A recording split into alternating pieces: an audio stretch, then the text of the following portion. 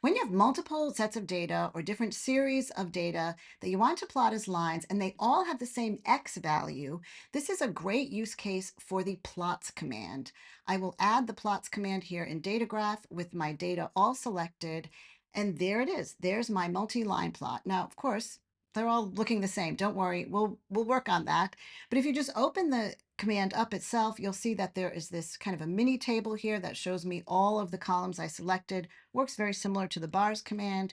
You can add series, remove series, and the hour that we picked, or the hour is the name of the column, that's the X value. Again, they all have the same X that's set up here at the top.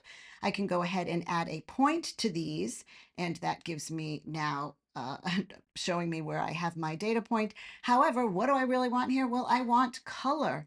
And this is your pro tip for this video, because I can go in and I can change the color by selecting through the color menu or go to the custom color picker. But DataGraph has a lot of built-in color schemes. If you click on this gear menu in the top right-hand corner for this command, you will see color suggestions that you can pick to then, boom, there I am, Dorothy, suddenly walking into Oz. Now I have different colors for every one of my lines.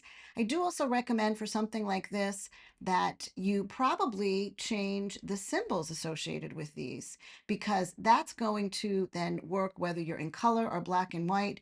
You can do that here, and it's either set to the same symbol as the top, or I can go in and change the symbol for each one of these to get a custom symbol that is, again, going to be whatever I pick for these. So now I have 4 different symbols, and I can easily tell in my legend which one goes with them. One thing I also like to do, that's a bit of a tip here, is for points and lines, I often like to change my legend size from standard to wide, and then you can just see this a little bit better.